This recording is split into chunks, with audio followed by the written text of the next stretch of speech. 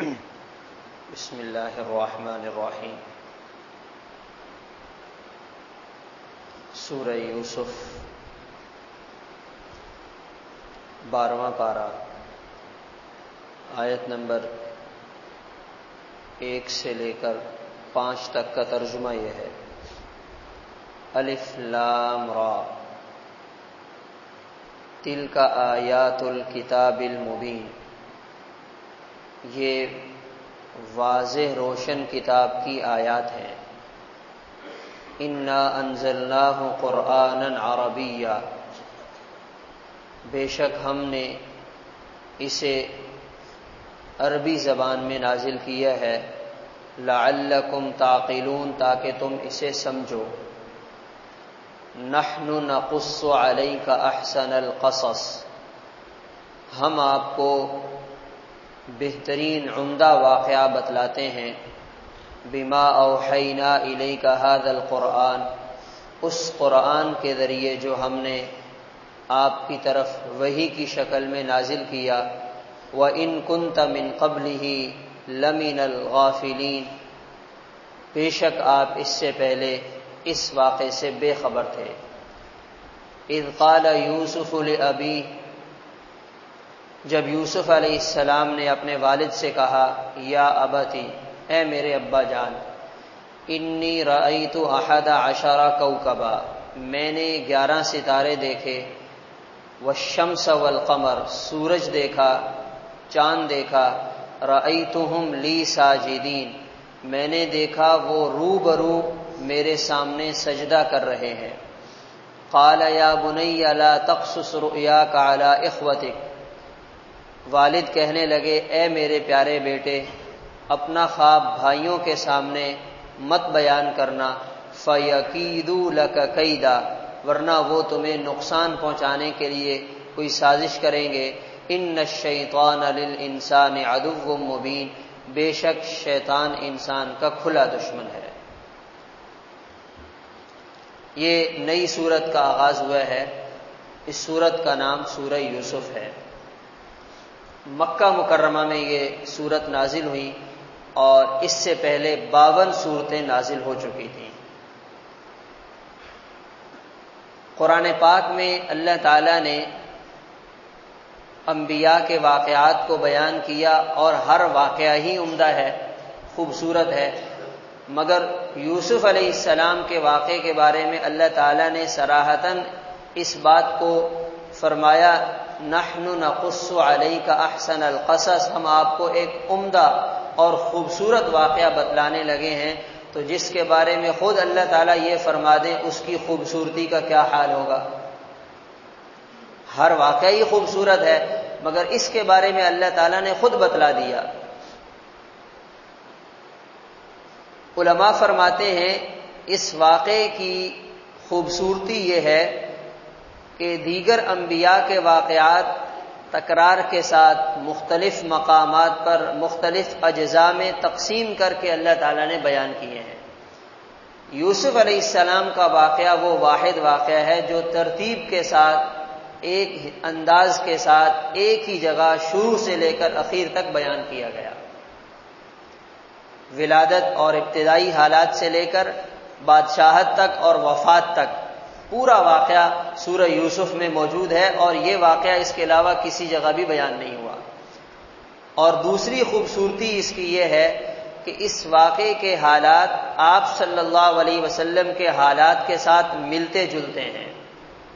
وہ اس طرح سے جیسے یوسف علیہ السلام کے ساتھ ان کے بھائیوں نے انہیں راستے سے ہٹانے کے لیے مختلف طریقے اپنائے، لے کر گئے، آپس میں بات چیت کی اور مشورہ ہوا، یہ کر لیں یہ کر لیں، کنویں میں ڈالا، وہاں سے مصر گئے، وہاں پر آپ پھر حضرت یوسف علیہ السلام بادشاہ کے گھر پہنچے، اور پھر اللہ تعالیٰ نے انہیں بادشاہت تک پہنچا دیا۔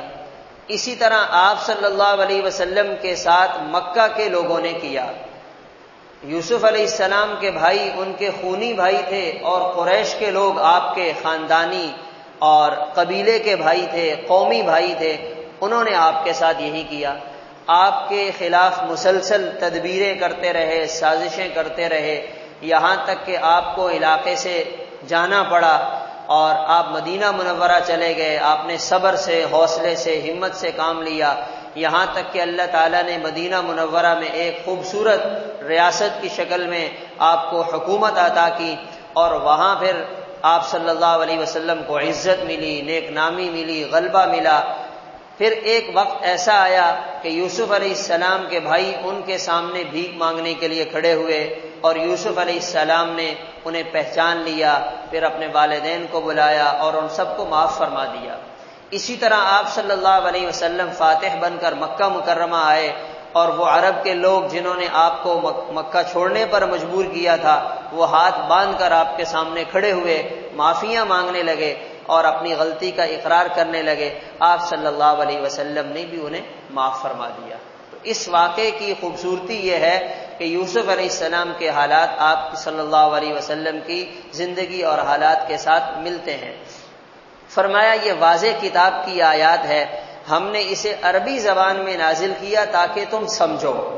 علماء فرماتے ہیں کم از کم ایک مسلمان کو اتنی عربی تو آنی چاہیے کہ جب وہ نماز میں قرآن سنے تو اسے پتہ چلے کہ کیا پڑھا جا رہا ہے.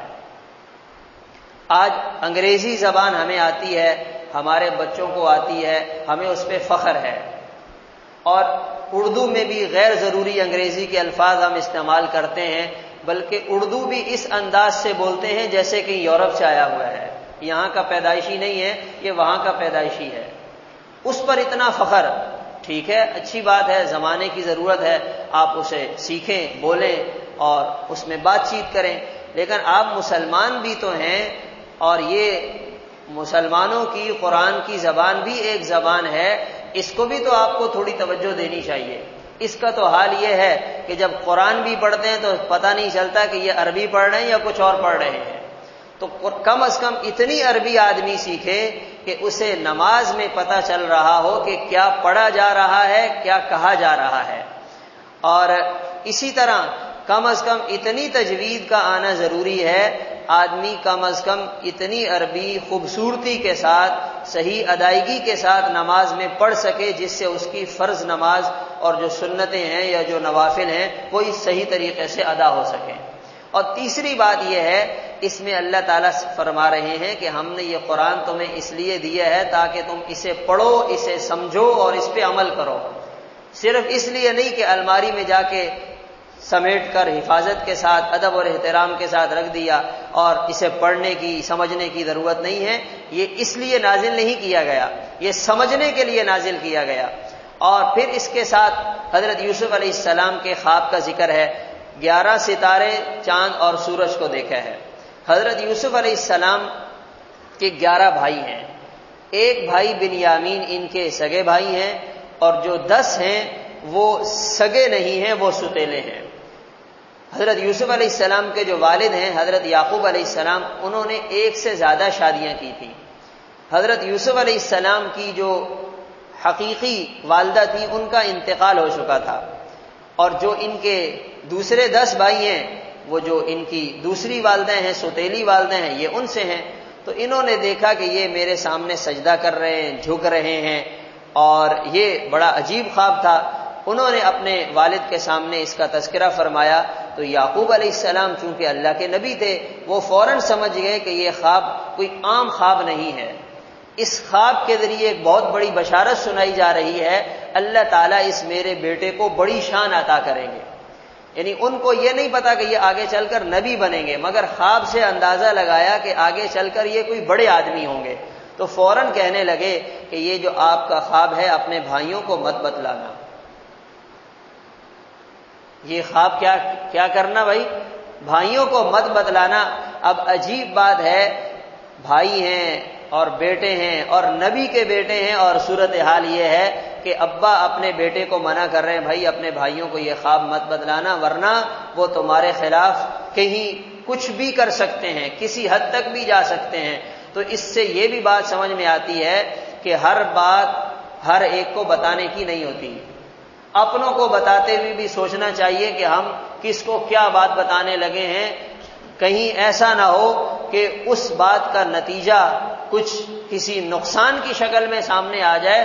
تو اس لیے حضرت یعقوب علیہ السلام نے فوراً اپنے بچے کو منع کر دیا اپنے بھائیوں کو خواب نہیں بتانا. بے شک یہ جو انسان شیطان ہے یہ انسان کا کھلا دشمن ہے. یہ وسوسے ڈالتا ہے اور یہ اتنے خطرناک وسوسے ڈالتا ہے کہ بھائیوں میں بھی دوری آ جاتی ہے. ایک ہی ماں باپ کی اولاد بھی ایک دوسرے کے دشمن بن جاتے ہیں. تو حضرت یوسف علیہ السلام نے اپنے ابا کی بات کو سنا، مگر چونکہ بچے تھے اور ہو سکتا ہے انہوں نے اس خواب کا تذکرہ اپنے بھائیوں کے سامنے کر دیا ہو. یہاں اس کی صراحت موجود نہیں ہے، مگر جو بھائیوں کا ان کے ساتھ معاملہ رہا ہے اس سے اندازہ ہو سکتا ہے کہ کہیں انہوں نے ناسمجھی میں اس خواب کا تذکرہ بھائیوں کے سامنے کر دیا ہوگا. مگر یہ ہے کہ حضرت یوسف علیہ السلام نے یہ خواب دیکھا. اس کے بعد پھر آگے یوسف علیہ السلام کا واقعہ چلے گا. اس کے اندر جو عبرت کی باتیں ہیں، جو سبق سیکھنے کے ہیں، وہ بھی ہمارے سامنے آتے رہیں گے. اللہ تعالی عمل کرنے کی توفیق عطا فرمائے. اللہم صلی